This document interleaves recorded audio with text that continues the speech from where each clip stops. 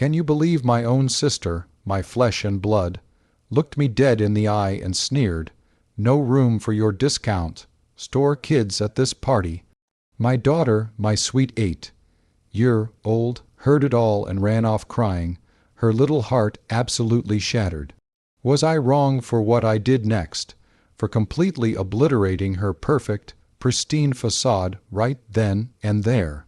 Tell me honestly, would you have just stood there and taken it? Because I couldn't, not after that. Not when it came to my child. Let me take you back to before that moment of pure venom. My sister, Clara, has always been, well, a lot. She's 3 years older than me, and ever since we were little, there's been this undercurrent of competition, mostly from her side. When we were kids, it was about who got better grades, who had more friends, who got the prettier dress for Christmas. As we grew up, it escalated.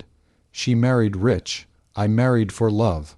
Her husband, Mark, is a successful corporate lawyer, earns a staggering amount, and they live in this sprawling mansion in the most exclusive part of town. My husband, Tom, is a dedicated high school teacher. We live comfortably, but it's a far cry from Clara's world. We have 2 beautiful children, Lily, our daughter, who's 8, and Leo, our son, who just turned 6. Clara has 2 children as well, twins named Chloe and Caleb, who are 7. From the moment they were born, it became a competition of who had the smarter, better, dressed, more accomplished children. It was exhausting.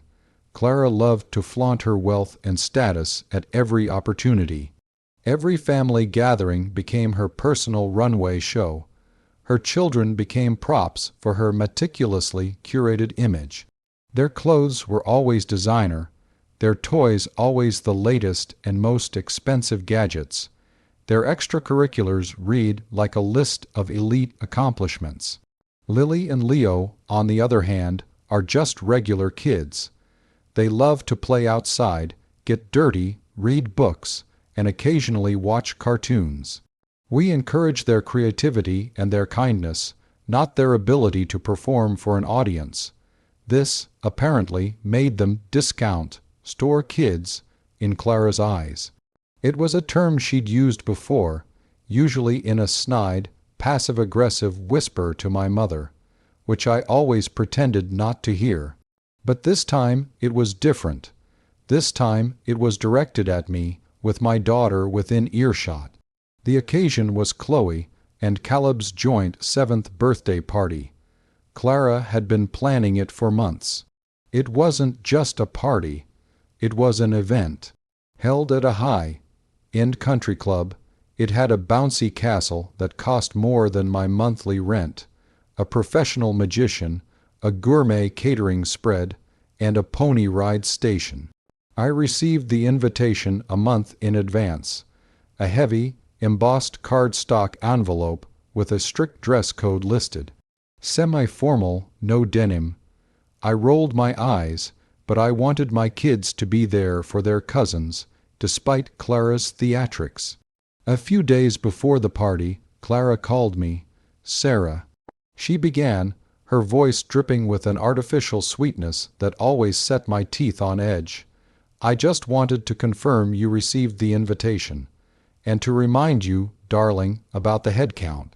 It's quite a large party, and we've really had to trim the guest list down to ensure a comfortable experience for everyone." I assured her we'd be there, and asked if she needed anything from our side.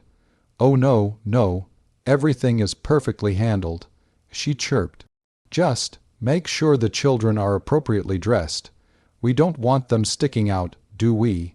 The implication was clear. Don't embarrass me. I simply said we'd be there and ended the call. The day of the party arrived. Lily was so excited. She had picked out a pretty floral dress that she loved, and Leo was in his smart little button-down shirt that Tom had bought him. They looked adorable, happy, and ready to celebrate. As we pulled up to the country club, the sheer scale of the party hit us. Valet parking, red carpet leading to the entrance, a string quartet playing soft music. It was like a miniature wedding reception. Tom squeezed my hand, a silent acknowledgement of the absurdity. We walked in, trying to navigate the sea of impeccably dressed adults and children. Clara spotted us immediately. She was wearing a designer dress that probably cost more than Tom's annual salary. Her hair and makeup professionally done, looking like she was posing for a magazine cover. She strode over, a tight smile plastered on her face. "Sarah, you made it," she said, giving me a perfunctory air kiss that barely grazed my cheek. Then her eyes landed on Lily and Leo. Her smile faltered, replaced by that familiar, judgmental squint. "Oh, you brought them." I blinked. "Of course, I brought them, Clara.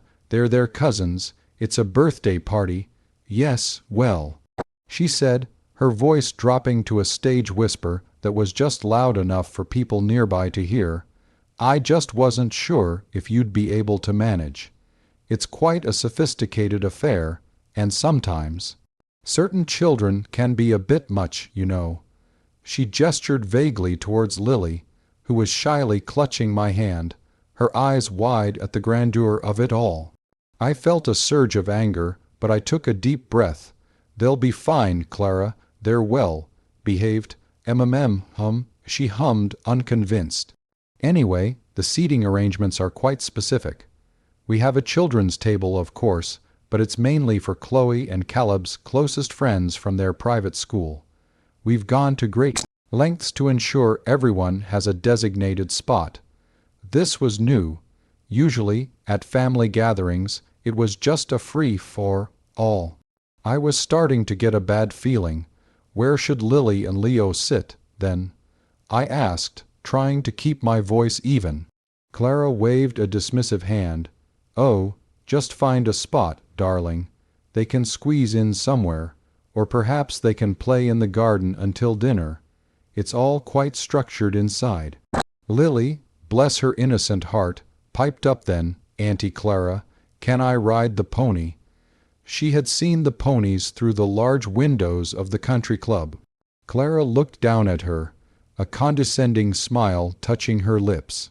"Oh, sweetie, the pony rides are only for the birthday twins and their special guests. We have a very strict schedule, you see. Perhaps you can watch them from a distance." My jaw clenched. But before I could respond, a woman I recognized as one of Clara's high society friends approached. "Clara, darling, everything is exquisite, and look at your twins, simply divine." She then glanced at Lily and Leo, a flicker of confusion in her eyes. "Oh, are these?" Clara cut her off smoothly. "These are Sarah's children, my sister." "Yes, well, we were just discussing the seating arrangements. It's quite tight, you know." Then she turned back to me, her voice deliberately loud enough for her friend and a few other near-by guests to hear. And that's when she delivered the line, the one that shattered everything.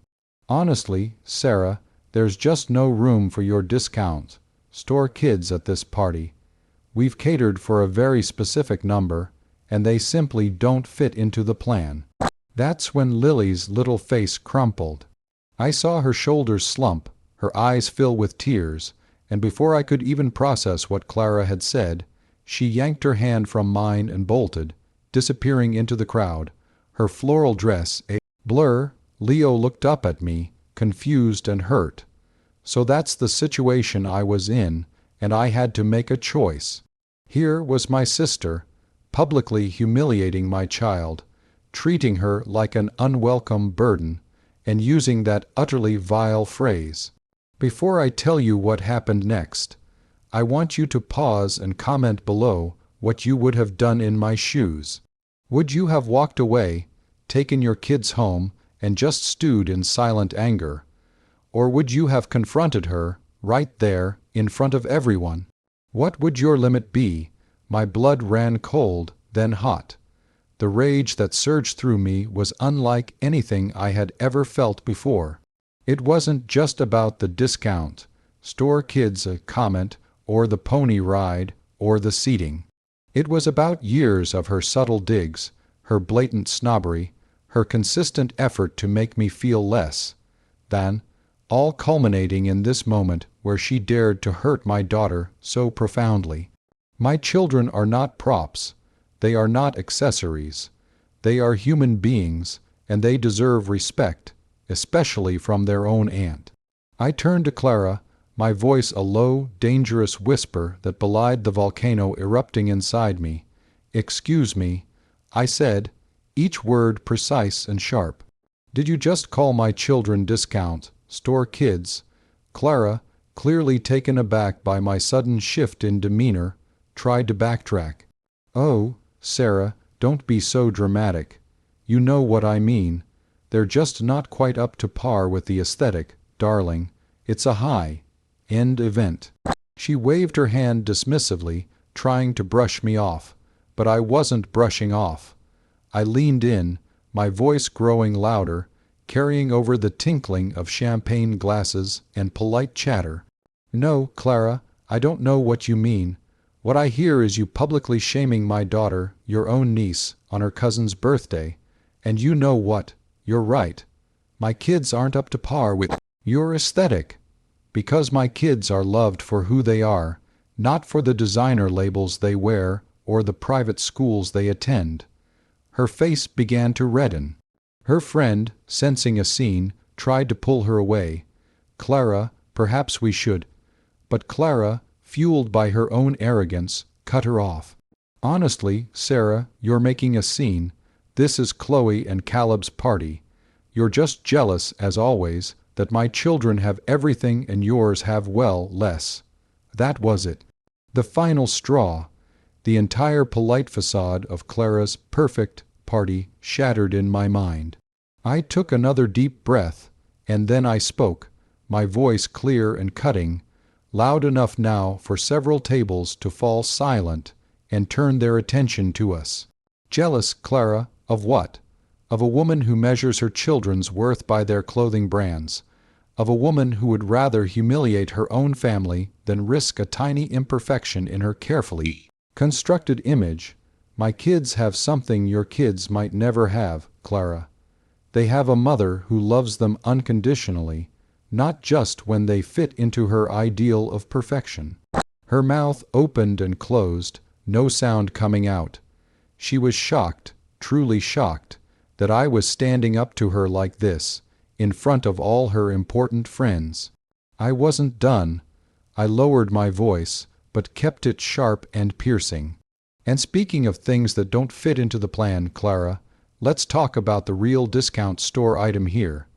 Do you remember that trust fund that Grandma left for you, the one that was supposed to be for your education and a down payment on a modest first home? The one you blew through in 6 months on designer handbags and a luxury vacation right after college, forcing Grandma to discreetly bail you out so you wouldn't be completely broke." I could see the color drain from her face. Her friends exchanged glances, clearly intrigued. "Or how about that brilliant investment opportunity you tried to rope Dad into last year? The one that Tom, my high school teacher husband, actually researched and showed Dad was a complete scam, saving him thousands. Funny how your sophisticated choices often turn out to be the most financially irresponsible, isn't it?" Her husband, Mark, who had been chatting nearby, finally noticed the commotion and came over, looking confused. "What's going on here?" I turned to him, my gaze unwavering. "Your wife just told my daughter there's no room for her discount store kids at this party, Mark, because apparently my children aren't good enough for her aesthetic." Mark looked at Clara, then back at me, a flicker of understanding and embarrassment crossing his face. He knew, he must have known about her constant snobbery. Clara, meanwhile, was speechless, her carefully applied makeup looking stark against her pale face. Her friends were openly staring, whispers breaking out among them. The party had ground to a halt. "You know what, Clara?" I continued, my voice now laced with a cold finality. You can keep your perfect, pristine party. You can keep your designer labels and your fancy country clubs. My children and I will go somewhere where we are actually valued, somewhere where kindness matters more than couture. And honestly, I feel sorry for your kids, because if this is the example you're setting for them, they are going to grow up believing that worth is measured by wealth. And that's the cheapest thing of all. I turned, scanned the room, and quickly spotted Lily, who had been hiding behind a large potted plant, Leo now comforting her. I walked over to them, took both their hands, and without another word, led them out of that pretentious party. We didn't even look back. The stunned silence we left in our wake was the only satisfaction I needed. We went to a local park instead, bought some cheap ice cream, and played on the swings. Lily, still teary, eventually started to smile. Leo, ever the protector, told her that Auntie Clara was a meanie pants. It wasn't the fancy party, but it was filled with genuine laughter and unconditional love, and that, to me, was infinitely better. Clara called me later that night, not to apologize, but to scream at me for ruining her party and embarrassing her. I simply hung up. I haven't heard from her since, except for a terse, apologetic email from Mark, who also expressed his embarrassment. I don't regret a single word. My children are not discount store kids, and I will never let anyone, especially my own sister, make them feel that way again. If you were on my side in this whole mess, please give this video a big thumbs up. Subscribe for more stories where I share the wild, unbelievable things people do and the lessons I learn from them. And most importantly, share your final thoughts on this whole situation in the comments section below. I'll see you all in the next story.